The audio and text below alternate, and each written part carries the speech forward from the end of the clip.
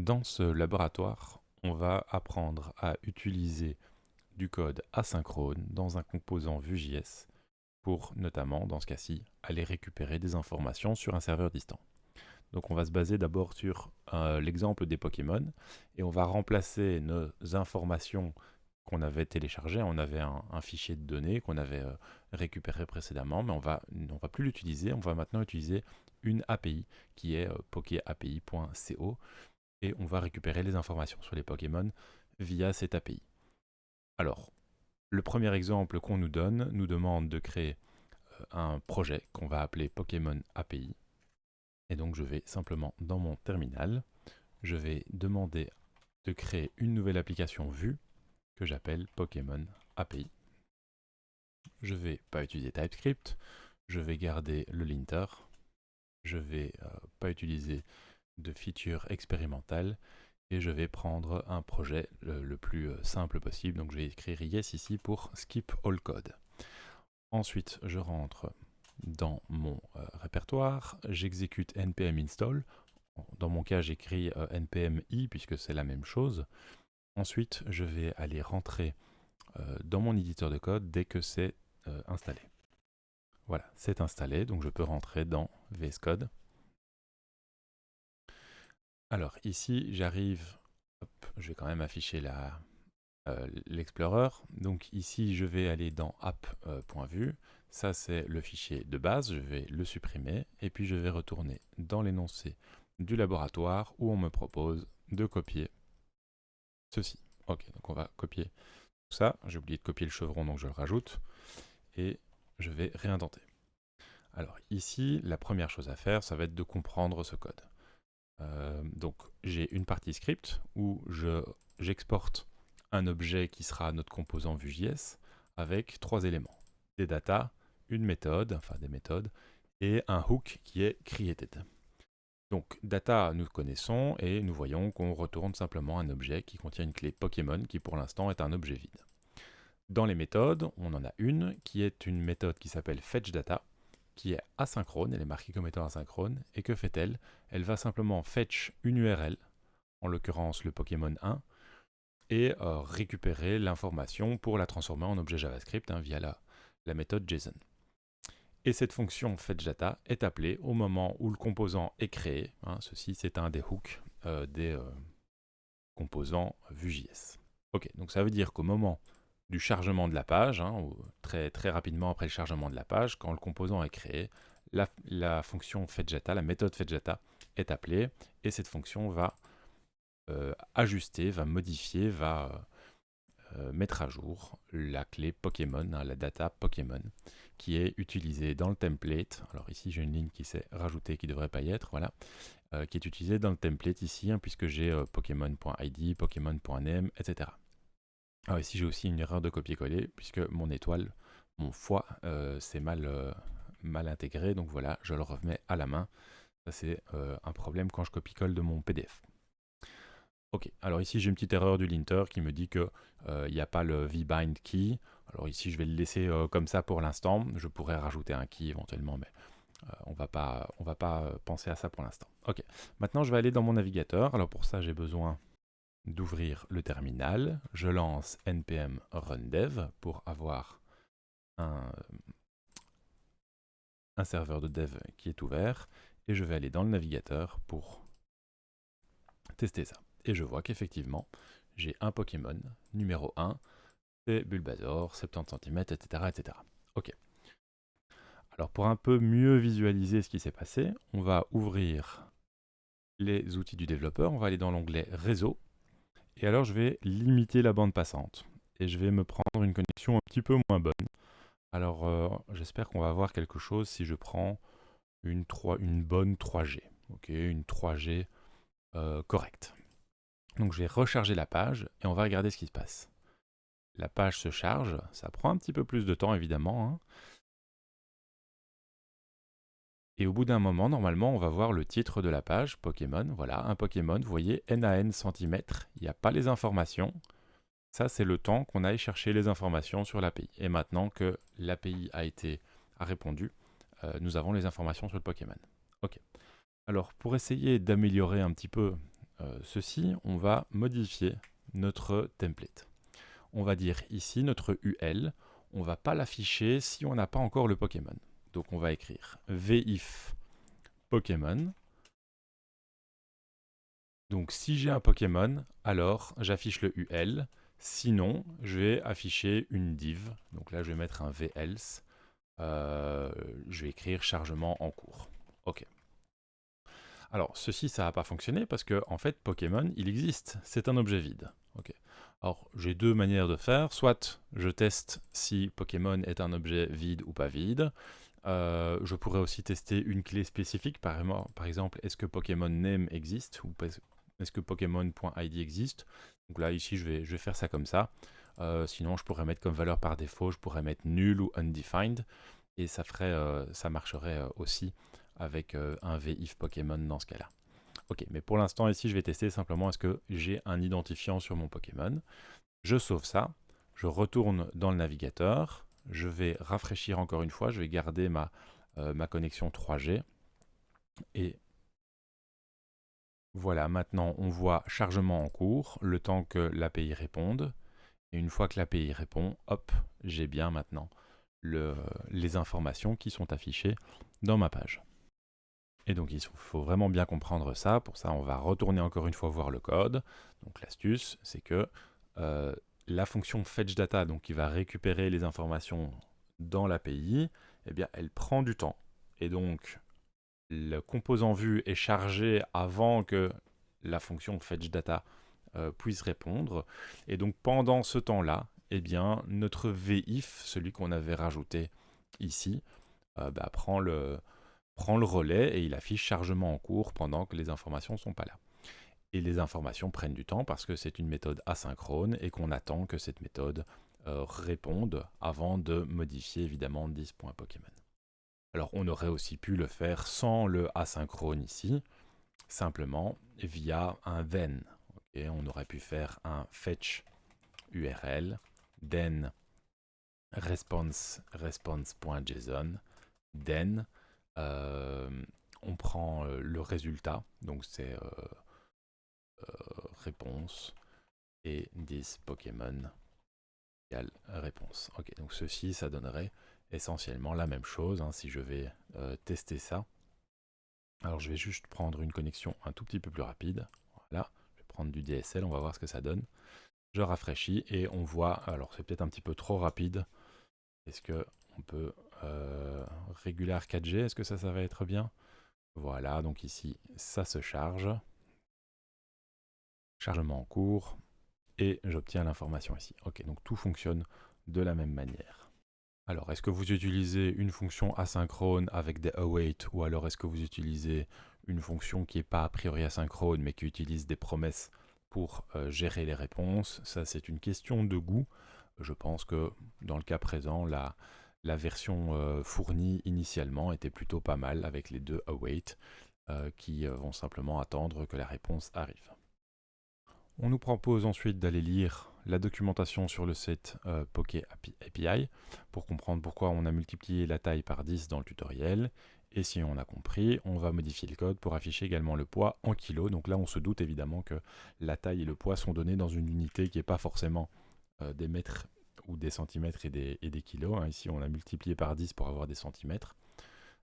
Et donc, on peut aller voir dans la documentation. Donc, on va cliquer ici dessus. Et on va chercher dans la documentation où se trouvent les informations sur le poids et sur la taille. Alors ici, donc, on est sur Pokémon dans les Pokémon et on va chercher, alors je vais simplement chercher weight, le poids. Et quand je vois ici, voilà, donc le poids d'un Pokémon est donné en hectogrammes.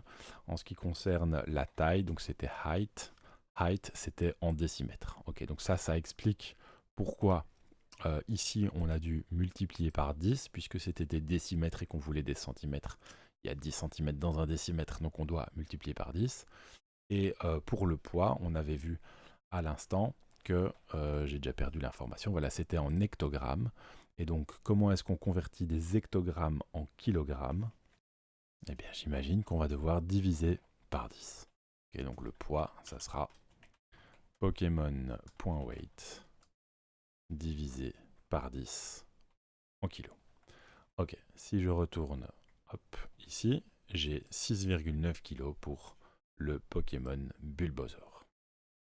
Dans la deuxième partie du laboratoire, on vous propose d'utiliser le site openlibrary.org qui permet de faire des recherches sur des livres. Et donc on nous demande de créer encore un nouveau projet qui s'appelle Open Library. Donc allons faire ça dans le terminal. Je vais sortir de mon Pokémon API. Je vais refaire mon create, mais cette fois-ci je mets Open Library. Je rentre, ah non, alors d'abord je dois changer les options. Est-ce que je veux utiliser TypeScript? On va dire que non. Est-ce que je veux ceci? Je vais prendre le linter, je ne vais pas rajouter, je vais enlever les codes d'exemple. Je rentre dans Open Library, je fais le npm install et je vais aller l'ouvrir dans mon VS Code. Ok, donc voilà pour mon nouveau projet. Alors je vais fermer le Pokémon. Ça je peux laisser. Et ici, je vais m'intéresser à ce qu'on me demande, à savoir d'utiliser l'API pour chercher des livres. Alors ici, on me donne un exemple. Voilà, si je cherche le terme hitchhiker dans le Open Library, apparemment l'URL que je dois utiliser, c'est ceci. Et je peux mettre une limite, par exemple, pour avoir seulement 10 résultats. Et ça me donne la chose suivante. Si je vais dans le navigateur, j'ai une réponse qui contient ces informations-ci. Donc voilà, il y a un grand JSON hein, avec maximum 10 résultats normalement.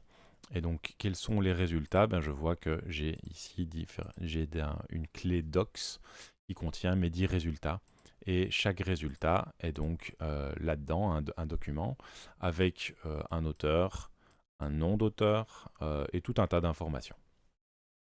Outre ces résultats, j'avais également tout un tas d'autres informations qui sont ici devant. Et si je veux savoir à quoi correspondent chacune de ces clés, eh bien, il suffit que j'aille voir dans la documentation de l'API. Alors, qu'est-ce qu'on me demande de faire? On me dit de créer un composant principal app qui a comme données le mot-clé ainsi que les résultats éventuels de l'appel à l'URL ci-dessus. Un composant recherche qui contient un formulaire qui permet d'encoder le mot-clé. Et on doit pouvoir utiliser un vModel pour faire le lien entre les deux. Alors on va commencer par ça. Donc je vais retourner ici dans mon VS Code, je vais aller dans mon app.vue et je vais dans mon composant script. Alors attention, il faut enlever le setup si vous voulez utiliser la version Options API. Et il faut aussi passer en mode non restreint, donc il faut trust le workspace si vous voulez que vous ayez accès à toutes les informations, et notamment que le linter se mette en route. Ok, donc ici je vais mettre simplement un petit H1, je vais l'appeler Open Library, et je vais avoir ici quelque part un formulaire. Donc ici je vais avoir besoin d'un formulaire, et on me dit d'appeler ce composant, je ne sais plus comment on me dit de l'appeler, c'était recherche. Ok, donc je vais avoir un composant recherche qui sera ici. Alors ce composant, il n'aura pas forcément de contenu, donc je peux l'écrire comme ceci. Et je veux utiliser un vModel avec une chaîne de recherche, je vais l'appeler query ou query string. Et pour pouvoir l'utiliser, donc j'ai besoin de faire un export default. Dedans, j'aurai data qui va me retourner un objet qui va contenir un query qui sera a priori une chaîne vide. Ok. Alors pour créer ce composant recherche, je vais aller ici créer mon fichier dans un répertoire components. Je vais l'appeler recherche.vue et je vais simplement ici mettre un petit input. Pour que le vModel fonctionne, j'ai besoin dans ma balise script, de nouveau export default, j'ai besoin de props, et donc j'ai besoin d'un model value, qui est le nom par défaut, et je vais aussi rajouter une propriété emits, puisque on veut émettre un update de point model value. Et avec ça, je peux utiliser simplement vModel, model value. Et normalement, je pense que ça devrait marcher. Peut-être c'est pas une bonne idée, il est pas très heureux, je vais le faire à la main explicitement parce que c'est vrai qu'ici je suis dans... j'ai pas envie de modifier ma prop directement, j'ai juste envie d'émettre quelque chose. Et donc je vais le faire à la main. Je vais mettre comme valeur de mon input mon model value. Et lorsque il y a des modifications, donc quand j'écris quelque chose, donc dans mon input, je vais émettre un update model value avec comme information, bien, je vais voir dans le event target et je prends la valeur. Donc ça c'est simplement la valeur qui se trouve dans le input courant, hein, puisque le event target ici en fait représente simplement ce input là en tant qu'objet JavaScript, et donc ceci c'est simplement la valeur de ce qui se trouve dedans. Ok, alors on va tester ça, donc on va quand même aller exécuter notre projet et on va ouvrir ça dans le navigateur.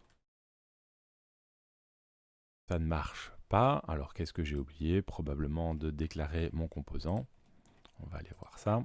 Donc ici, ouais, je n'ai pas déclaré mon composant qui est recherche. Alors, recherche, VS Code peut me l'importer automatiquement. Si je sélectionne ici, hop, j'ai une import automatique. Ok, je teste ça.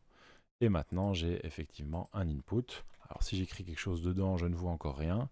Mais je vais essayer de le rajouter ici en dessous. Comme ça, je vais voir si j'ai bien... Ouais, c'est bon. J'ai bien la synchronisation entre les deux. Ok, super.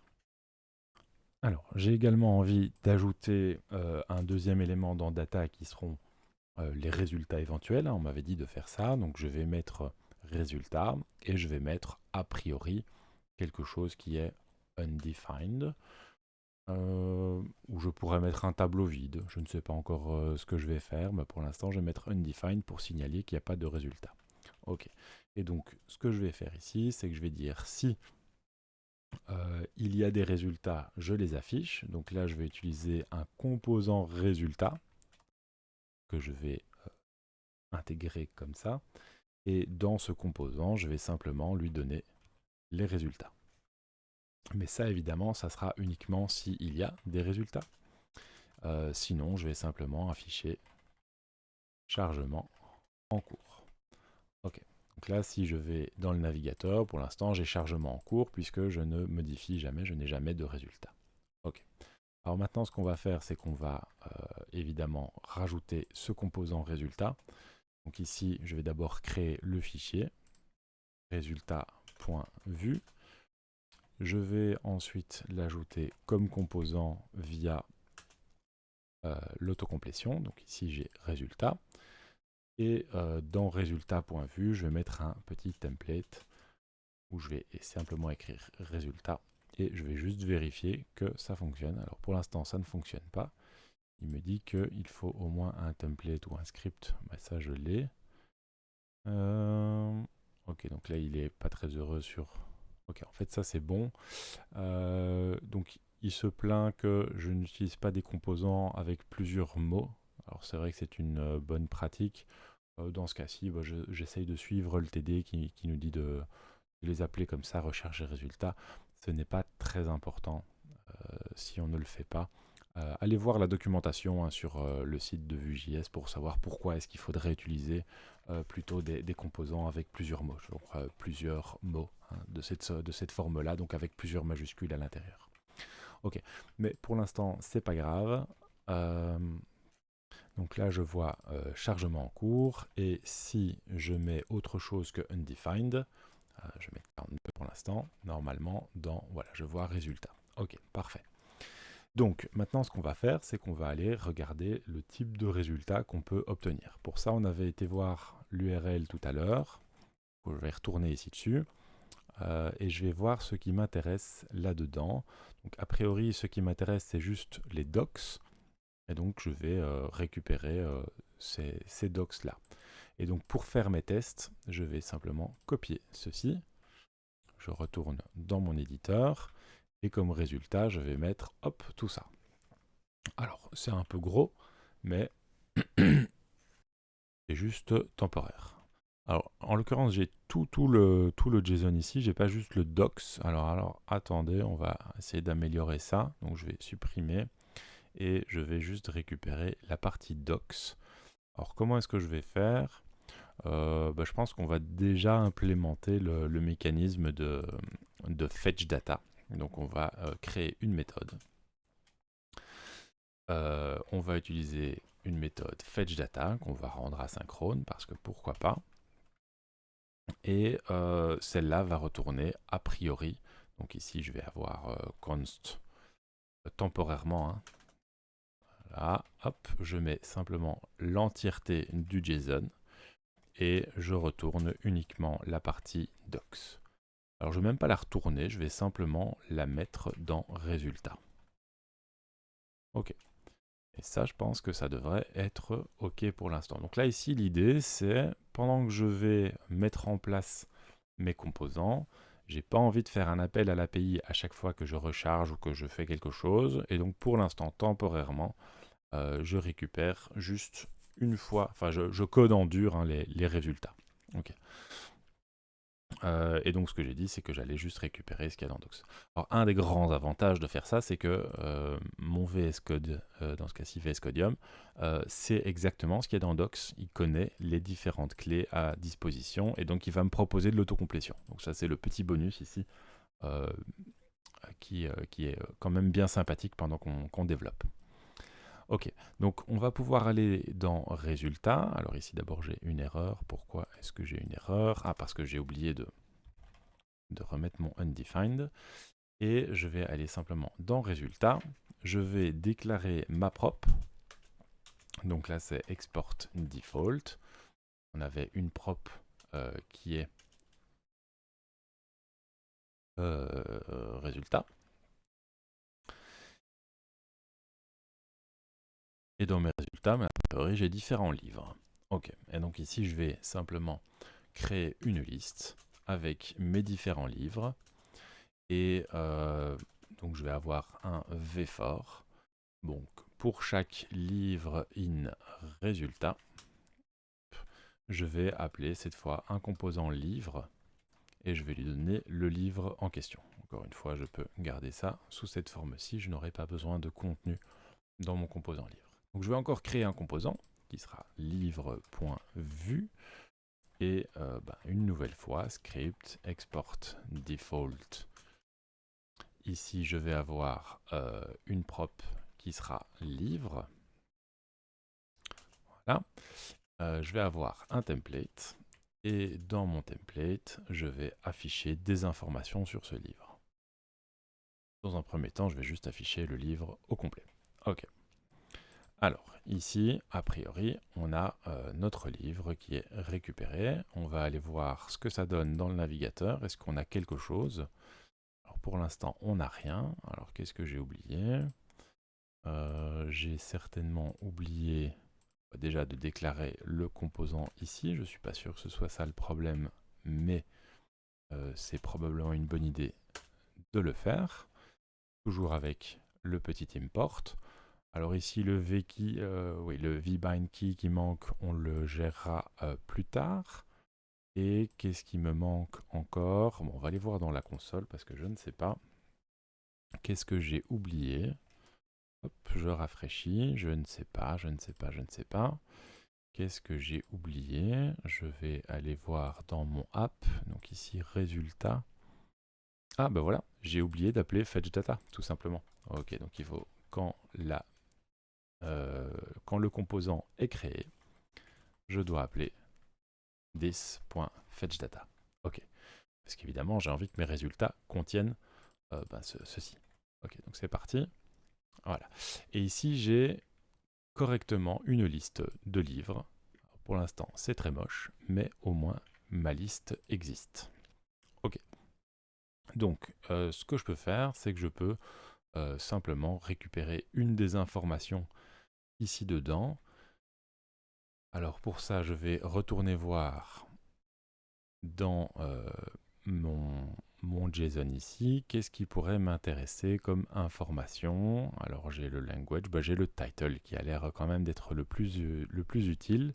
Donc j'ai le titre et j'ai le nom des auteurs, du ou des auteurs. Dans ce cas-ci, j'ai un seul auteur, mais a priori j'ai un tableau avec le nom de tous les auteurs s'il y en a plusieurs. Ok. Donc on va retourner dans Livre et on va afficher le nom le titre du livre. Donc c'était livre.title et je vais mettre entre parenthèses les auteurs. Donc je vais faire livre author name. Je crois que c'était ça le nom de la propriété, oui. Et c'est un tableau avec des choses. Donc ici je vais simplement les join avec une virgule pour qu'ils soient tous cités les uns après les autres s'il y en a plusieurs. Ok, donc je rafraîchis la page et maintenant je vois le titre, l'auteur, le titre, l'auteur, le titre, l'auteur, le titre, l'auteur, etc., etc. Et on voit que j'ai effectivement, la plupart des occurrences sont de Douglas Adams, pardon, mais j'ai d'autres matchs qui sont ici. Et tout cela est très bien pour l'instant. Ok, donc ici j'ai mes 10 résultats. Donc qu'est-ce qu'on doit faire ensuite? Probablement, j'ai envie de pouvoir écrire un mot dans mon input et cliquer sur chercher pour avoir les résultats. Alors, c'est parti, on va essayer d'implémenter cette partie-là. Donc, le bouton chercher, je crois que je vais le mettre dans le composant recherche, parce que je pense que ça a du sens.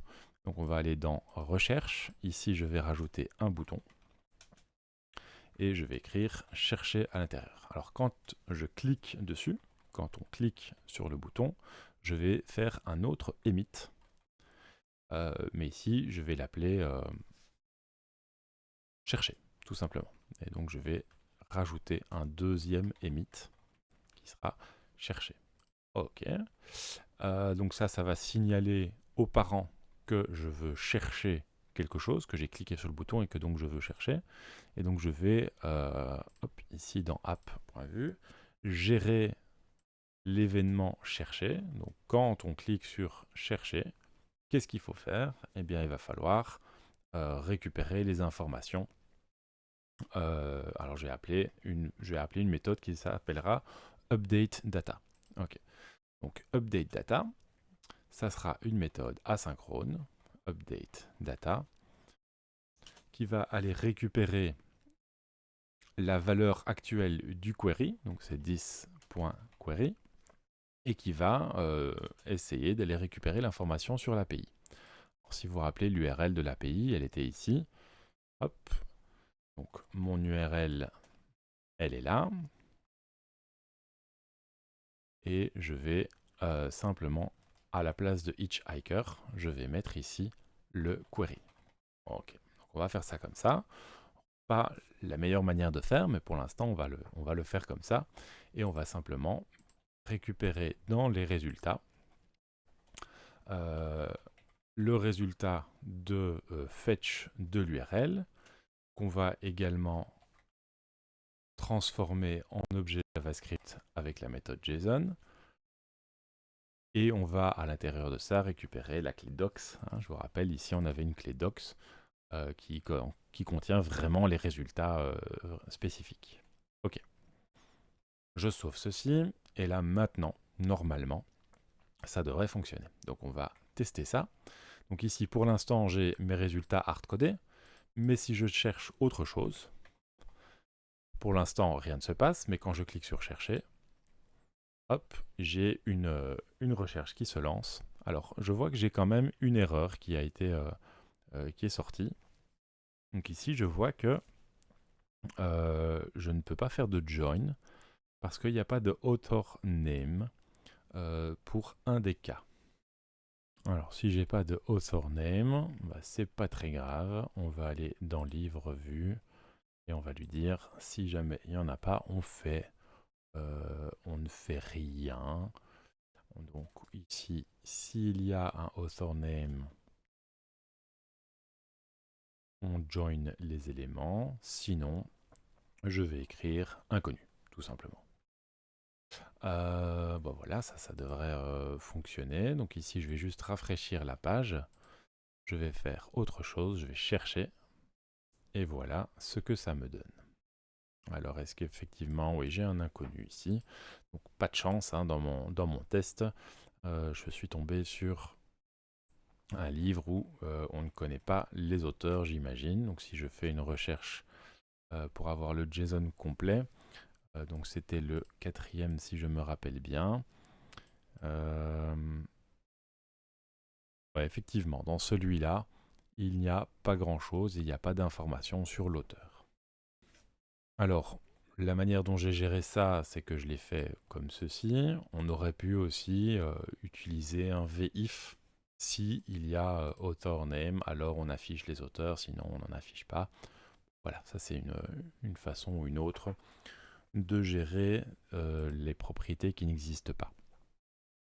La dernière chose à faire est d'ajouter ici, des boutons pour afficher les 10 résultats suivants ou précédents en fonction de là où on est.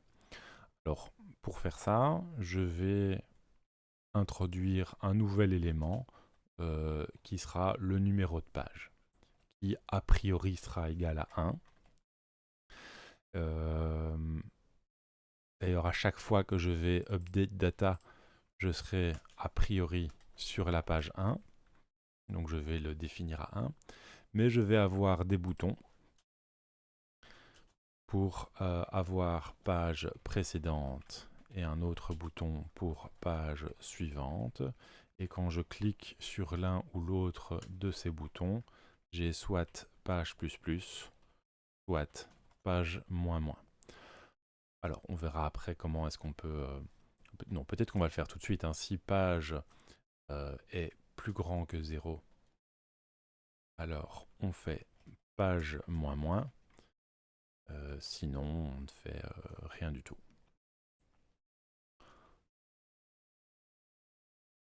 Je vais l'écrire comme ça, je vais l'écrire avec un vrai if, si page plus grand que 0, page moins moins. Je pense que ceci devrait fonctionner. Je pourrais introduire une méthode pour faire ça, je pense que ça aurait du sens aussi, mais ok, voyons voir comme cela.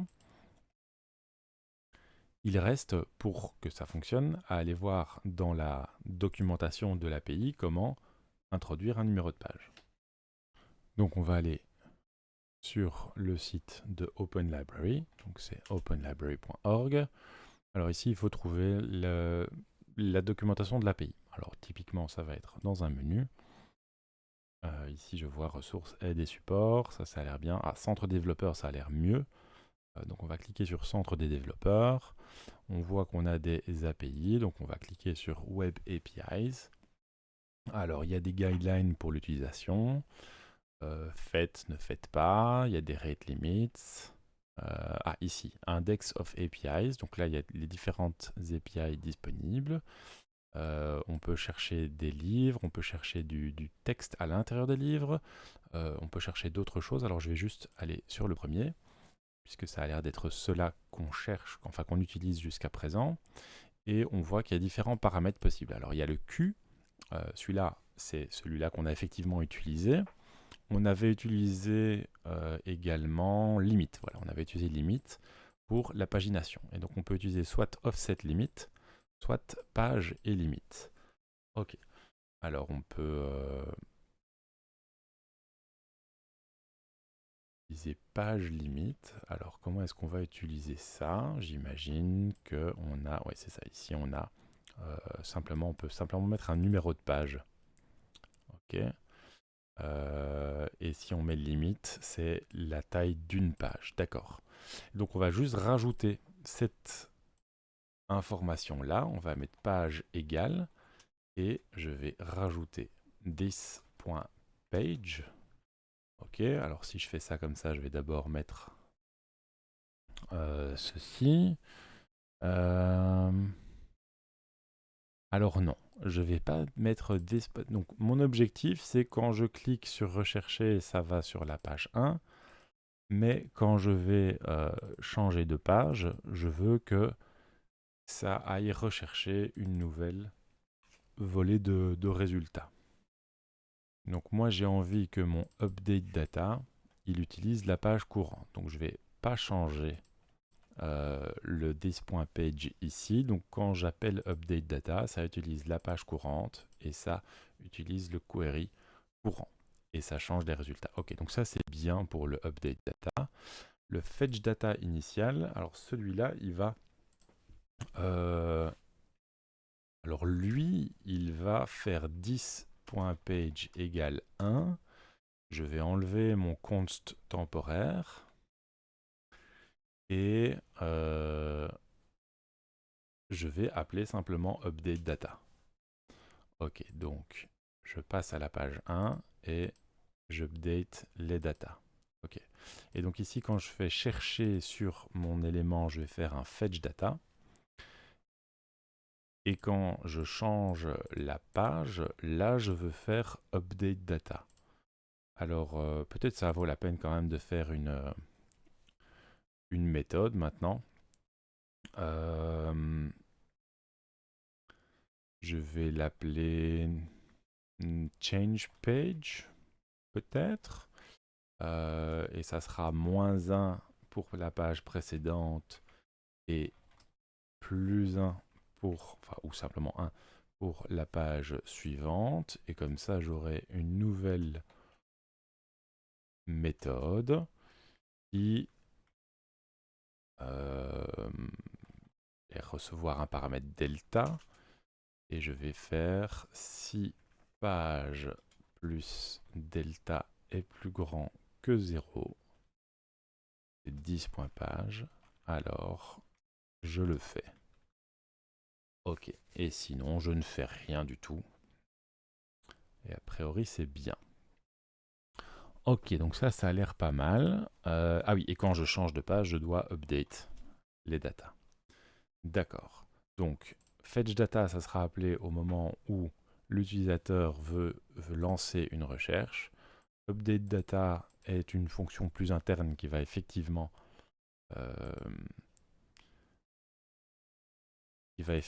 lancer la recherche avec le fetch.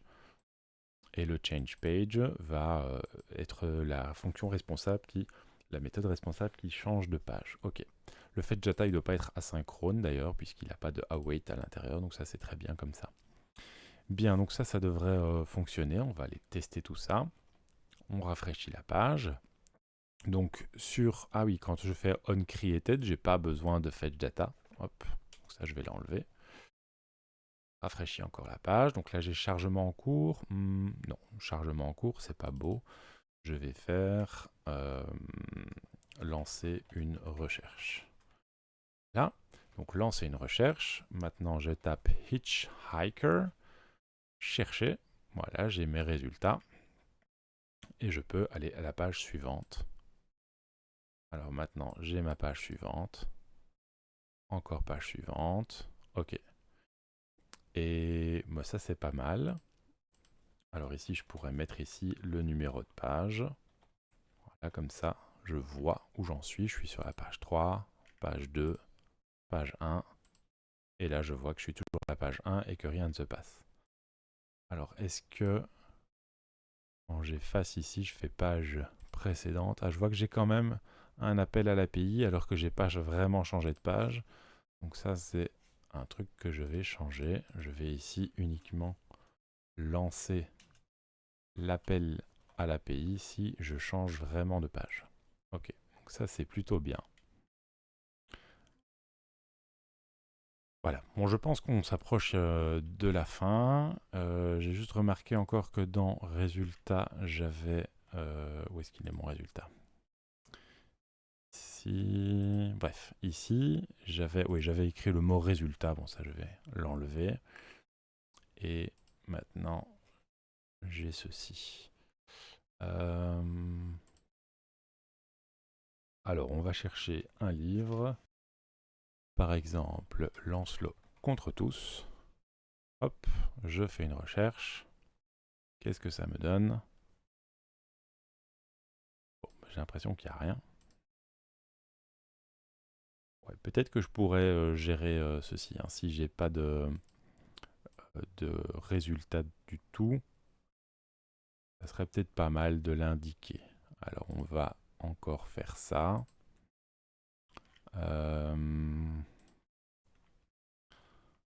Dans mes résultats. Alors.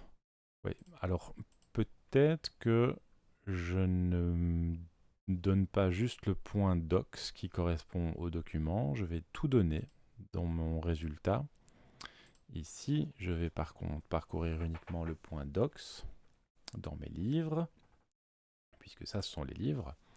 Et ici, je vais écrire il y a résultat.num. Comment c'était le numFound? Ok, numFound. Résultat. Ok. Et là, je vais mettre l'UL uniquement s'il y a effectivement des résultats. Ok, donc ici, je relance. Je lance le contre tous. Donc là, il n'y a pas de résultat. Il y a 0 résultat. Page précédente, page suivante. D'accord. Si je cherche le guide du routard intergalactique, est-ce que je vais avoir un résultat? Non. Plus? Ok, il n'y a pas de résultat. Routard. Ok, là j'ai 687 résultats. D'accord. Ok, je pense que c'est correct pour l'instant. Donc ici j'ai fait l'essentiel de ce qui était demandé. Alors, est-ce que c'est moche? Oui. Est-ce que c'est grave? En ce qui me concerne, pas trop. Est-ce que j'ai envie de vous faire voir et subir, moi qui est en train de chercher un style correct pour afficher des pages? La réponse est non. Et donc, je vais vous laisser là-dessus. Parce que je pense, j'espère, avoir donné les éléments les plus importants pour réaliser ce laboratoire.